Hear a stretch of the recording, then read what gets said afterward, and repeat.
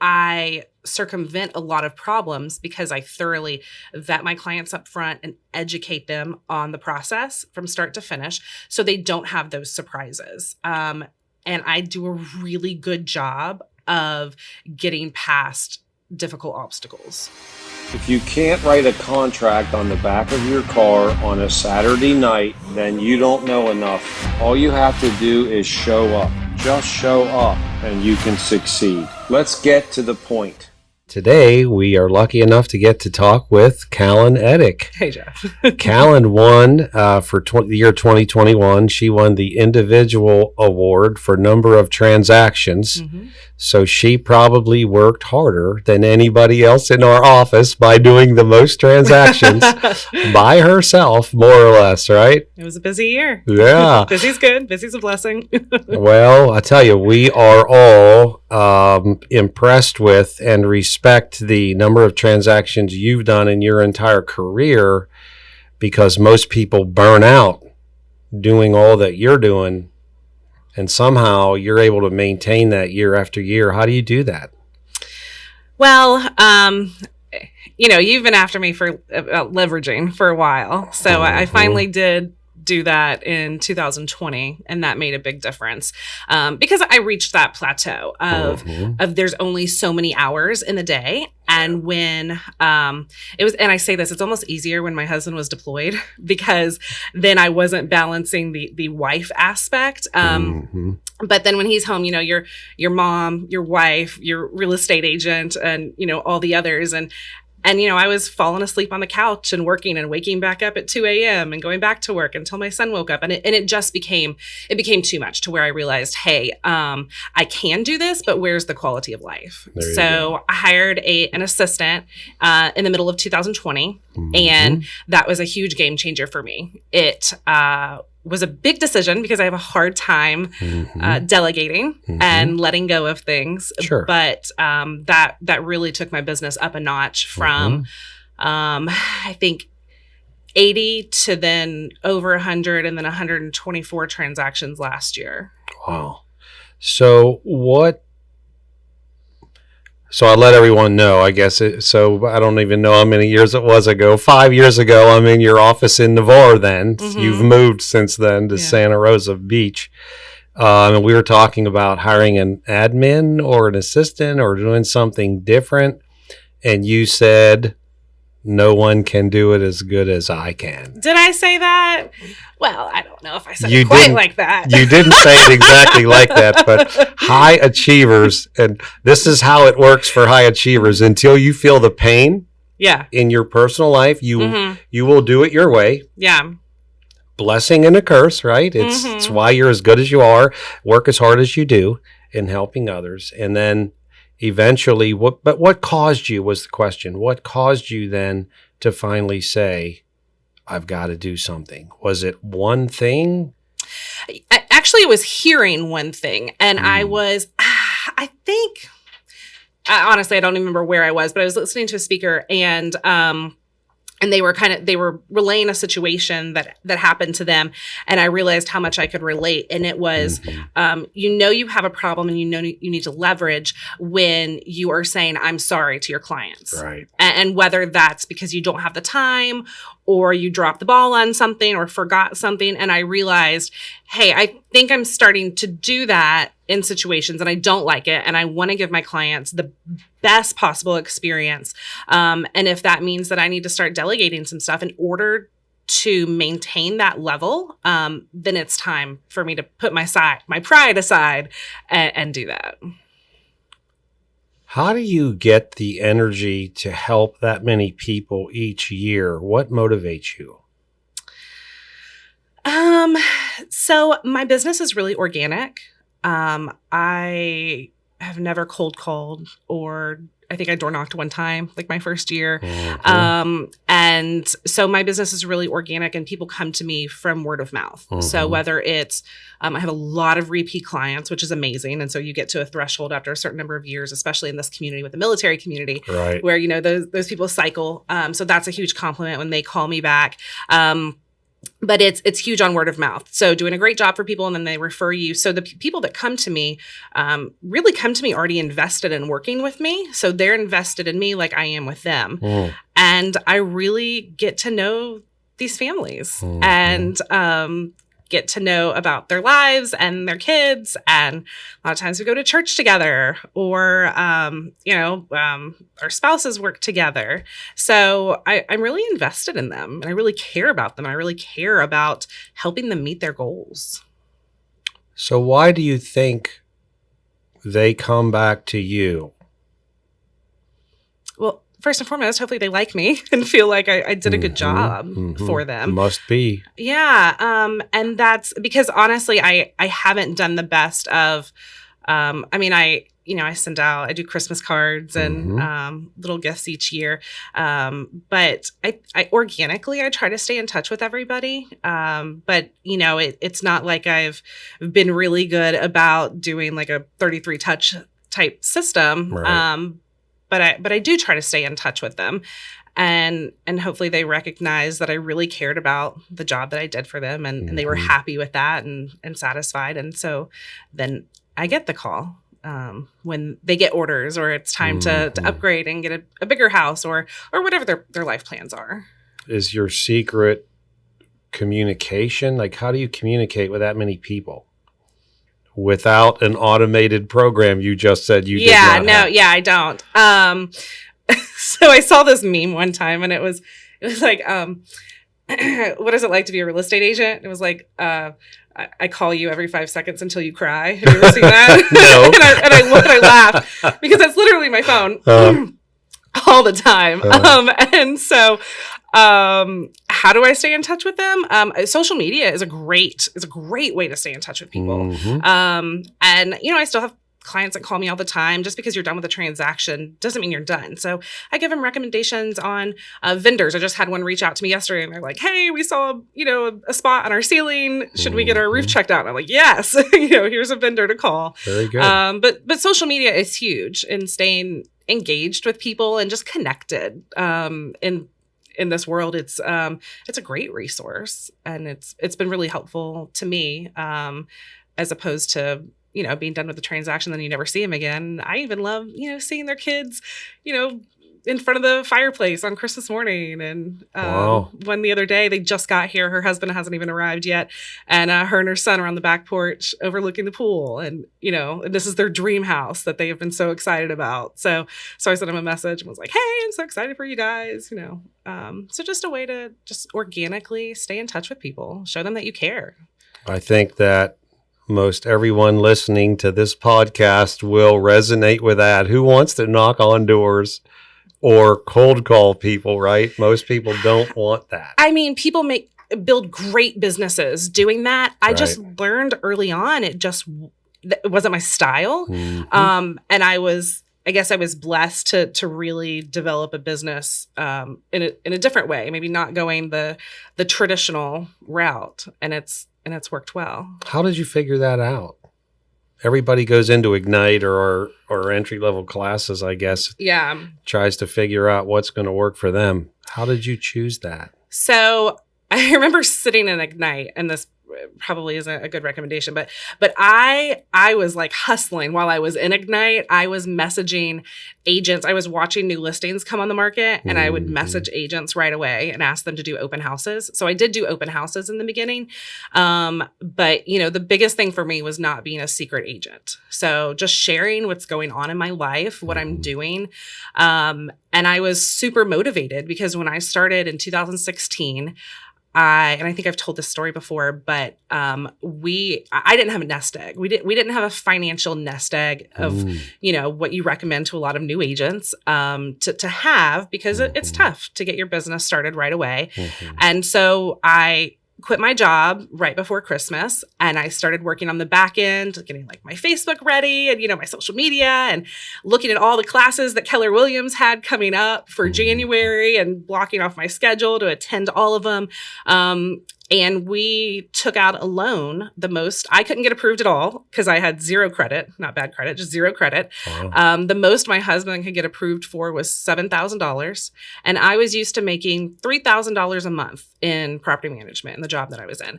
And so I knew, okay, we've got 2 months we're going to have 2 months of money worth to pay for our expenses, our mortgage and our bills.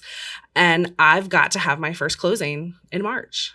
And it was very motivating because we didn't want to, rack up any credit card debt. Right. I wanted to be able to start providing right away to make up for what I was walking away from. And my husband was amazing and supportive.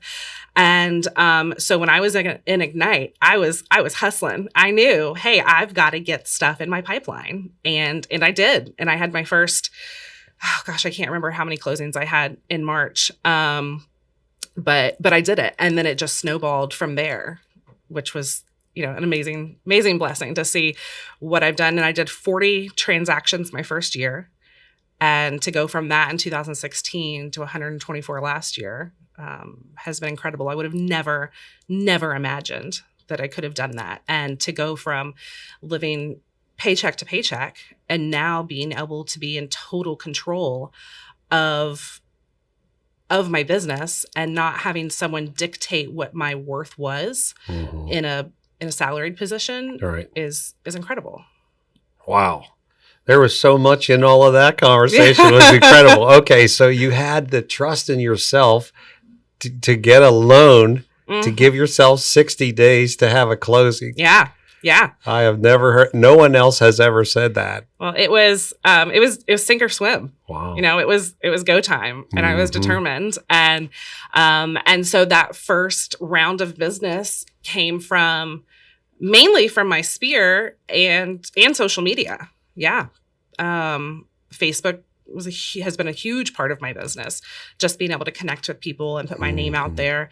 And now it's to the point where I get the calls. People are calling me because they want to work with me, that they've had, people have had good experiences or they've seen good things said about me. And that's wonderful. Okay. So let's go back to your award. We have down that you did 120 transactions in 2021, and everyone always adjusts my number. How many is it for you? 124. 124. I know, because it would have been 125, but I did have one deal fall apart right before the end of the year. Okay, so much you said this up to this point. So 40 transactions is about what it takes to be Rookie of the Year. And you, even though you look at this maybe as a negative, it must have motivated you. You were, second in your first year? Due to a technicality, yes. Due to a technicality with regard to being on a team. But you remember who it was that got the award, right? Yeah, great agent. Yeah. Oh, yeah. Yeah, they're all, you guys are all something. And then, so you went from 40 to...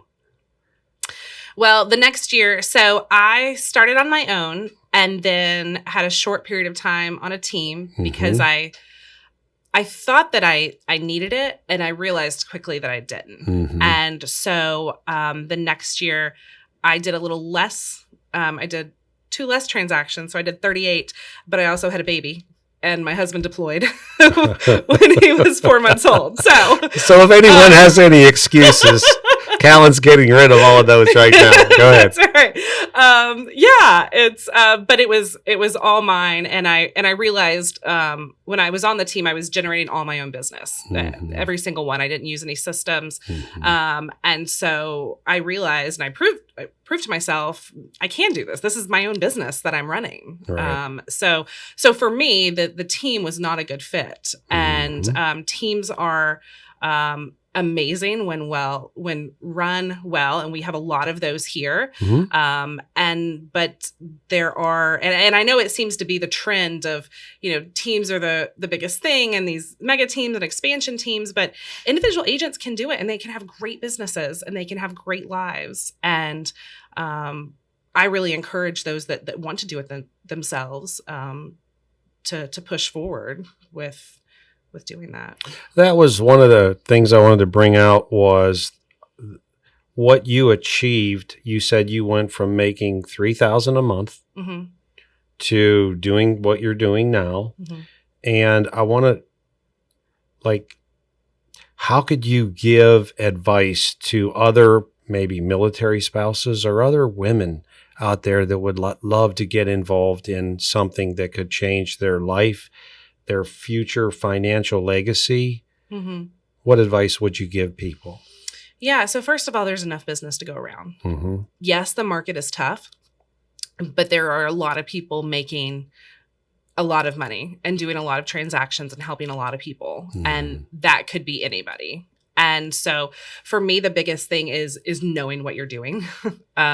So if you're a new agent, take the classes, get advice from people, get a mentor, coaching, or have that guidance so you know what you're doing. You're helping people with the biggest transaction of their lives a lot of times. And so for me, a lot of that success comes from having the confidence that I know when I get a client under contract, I'm going to get them to the closing table. So I can literally count 2 transactions last year that didn't go through.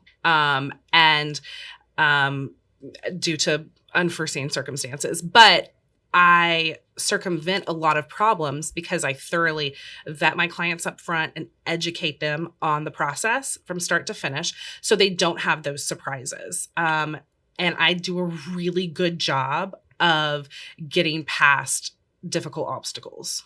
Okay, we're definitely getting into that. So just to let everyone know, the average number of fallout transactions or back on the market is in the between 30 and 40%. And you're telling me you did 2 out of 124? Yeah, I mean, I can go back and double check, but that's literally all I can remember. One of them was a listing and the buyer submitted a crazy offer sight unseen. And, that didn't work out. And then the other was at the last minute, a condo deal due to all these condo financing. And of course, they used a out-of-state lender against my recommendation. So there's a plug for local lenders. There you go. And that's a true statement. When you get an out-of-town lender, my suggestion is have a backup. Yeah. Because things happen at the end. But let's go back. I'm real interested to hear about, you said you start at the beginning. You vet. What did you say? Yeah, so especially in a market like this, everybody wants to get their, if we're talking about buyers specifically. So everybody wants to get their buyer the best deal possible. That's not the market that we're in right now. Right. It's just not. It's, do you want the house or not? What are we going to do to get you the house? Right. And so part of that is knowing what their capabilities are. What do I don't need to look at their bank statements, but I can give them an estimate of, hey, this is what you're going to expect to pay for closing cost. To submit a really strong offer, this is, X, Y, and Z. This is what we need to do. And I give them a lot of creative options with submitting offers so I can help guide them to put it in the strongest offer possible. But I need them to know that up front. And I need to know, hey, is this something they can do? Okay, if it's not, then we need to look at other alternatives as far as, okay, can we get lender credits? There's lenders that are offering different assistant programs with, money down or closing costs. I need to know what those are so I can set them up for success at the very beginning. Wow. That is awesome. So do you have your own team of lenders that communicate with your clients the way you want them to? So I definitely have lenders that I recommend to buyers and have full confidence in because of the experience that I've had with them. And different lenders can offer different things. So if I have a buyer that's in a position and they need, certain amount of closing cost assistance. Okay, I know someone that has a program for that. I've got, lenders that don't charge any lender fees for, any junk fees, especially for my military buyers. So I can definitely guide them on some great recommendations. At the end of the day, it's their decision. And I will work with whoever they want to, but I also am upfront with them about experiences that I've had, as far as, if these lenders close on time or, if you're going to be charged X, Y, and Z, if they think they're getting a great interest rate, have that conversation up front. Hey, you can't lock in an interest rate until you go under contract. So anything that this online lender is offering you, really doesn't have any room to stand on right now. So it's just educating them. I work with a lot of first-time home buyers.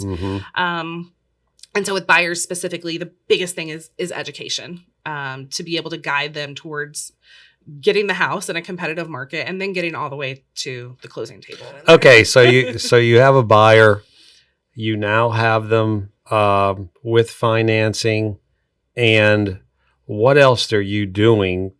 2 out of 124 transaction fallout is unheard of and amazing. So now what else do you do? So I'm financed and I'm going to look at properties. What else do you do?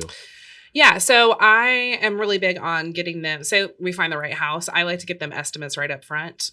So they know the numbers that they're looking at. So I'll get them insurance quotes. I'll get with the lender. We'll get numbers worked up so they've got solid numbers to look at. So they are fully confident before they make an offer that they are comfortable with what those figures look like.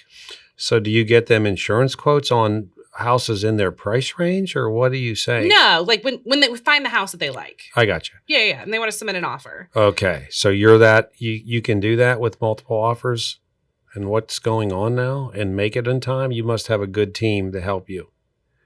Insurance quotes and all this you're saying. So you find a house they like, you've got to put an offer in today. Yeah. So I've got some great insurance agents that respond to me really quickly, so we can get that. And then I've got great lenders. So they're already pre-approved. They're working with the lender. And so we've got that lender on standby. I'll go ahead and give the lender a heads up. Hey, we're looking at these houses today. In case they like something, they might want to put an offer in. So that lender's on standby, ready. Wow. Insurance agents, I'll get a quote over so we can get that. So we've got that really accurate, because right now insurance can make or break a deal. And there's so many that I've run into where, the insurance comes back double what you expect it to be. Well, that could be a deal breaker for a transaction. If you're already under contract and then you're just getting your buyer an insurance quote, and then they realize, oh, wow, that mortgage payment is way more than I thought it was going to be. Or if you need to be able to negotiate a new roof based on these insurance guidelines now. So you've got to get yourself all that information up front. So you and your buyers can make educated, decisions going forward. Very good. So this is really good. So now you're under contract.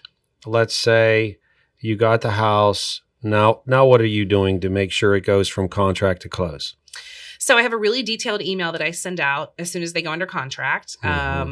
And just logistically, step by step, hey, this is what's going to happen. Now, I've already walked them through and explained this process and have a home buying guide that I give them, but this is me now walking them through it with specific deadlines. This is what I need you to do. Okay, this is what I'm going to do for you. This is a step. This is what comes next, so they know what's going to happen during the transaction, so we can keep everybody on track.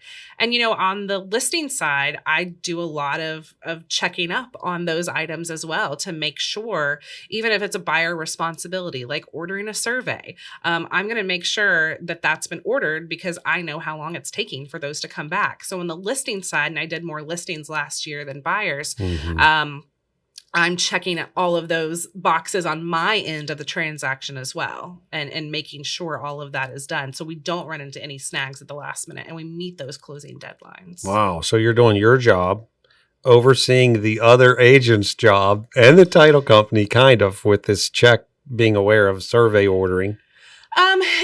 Well, and honestly, I think it's all of our responsibilities. And I work with a ton of fantastic agents on the other side.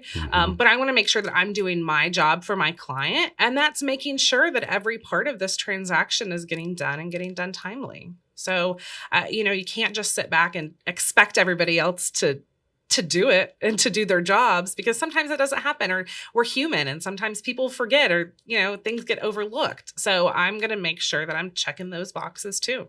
Wow. This is all the secret sauce on from the beginning to the end. This is why you're doing what you're doing transaction wise, and most everyone else isn't. All right. And finally, I guess we'll say, any advice to new agents? Like, you went from what classes did you take to get you to get 40 in your first year and to do 124 last year? So I did Ignite first, and then I really just went through, and I don't know, do y'all still have like the calendar of all the classes? Sure. I mean, I would literally go through and highlight all of them, and I took everything that I could. See, I love that. So Ignite is 12 classes. to ignite your career, hence the name. And the goal is to get everyone at $100,000 in gross commission income in their first year. And then the time blocking for classes, like since COVID, we have classes and people want to Zoom everything and not come in. But it sounds like your awareness of the need to be a professional was so great that you time blocked all of that. Yeah, well, I'm in the beginning, but of course, once you get busy, that's harder. So Zoom is a fantastic option that we have now to be able to, go and meet with your clients, but also tune in for that. But yeah, I found that really invaluable as a new agent, and I wanted to soak up all the possible knowledge that I could in order to do the best job for my clients, because you don't know what you don't know, and that's what I actually really. In cases where I'm working with a new agent on the other side of the transaction, I really appreciate when they let me know that instead of just kind of acting like they know everything. That way I can help them, because we all have the same goal. And I want to be the kind of agent that other agents want to work with. So, when it becomes a multiple offer situation, they see my name in there, they know, hey, this is going to be a great and smooth transaction because we all have the same goal. So I love it when a new agent tells me, and I've had that before, and they're like, hey, this is my first transaction, or this is my second transaction. I'm like, hey, I got you. We're going to get all the way to the closing table. I'm going to help you get that house for them. We're going to close on this. And I'm here to help you through it. And I'm happy to give advice and guidance and, recommendations of inspection companies. Because when you're a brand new agent, you don't have that arsenal of people that you know and trust. That's right. So I love it when people are transparent about that. So this is amazing. Same thing happened to me. People helped me throughout my career. I had no clue what I was doing, and I had guidance from so many people. It was amazing. Well, and the professionals are huge. So getting good lenders and title companies that I know that I would call up. Obviously, those calls aren't as frequent anymore, but sometimes they still happen. Things are crazy in real estate, and different things come up all the time. So I love that I've got people that I know and trust, that I can call up and be like, hey, this is going on. Can I run this by you? Or do you have any suggestions? Or what's in the VA? What does the VA guidelines say for this? Don't be afraid to ask. Ask those questions, because the more that you ask, the more knowledge that you're going to get, which is going to help you in the future. So for everyone out there hearing this, Callan's message is become a pro. Yeah. Learn everything you need to learn on both ends of the transaction and get out in front of any obstacles that might show up. And communicate. Like Answer crazy. Answer your phone. Respond to text messages. Right. Yeah, it's not that hard. We make it harder than it is, but this is a people business. Yeah. That's not going anywhere. Our technology can help us do better, but at the end of the day, this is a people business. It's about people. It's about helping people, and us doing the best job that we can for them. Without them, we don't have a career.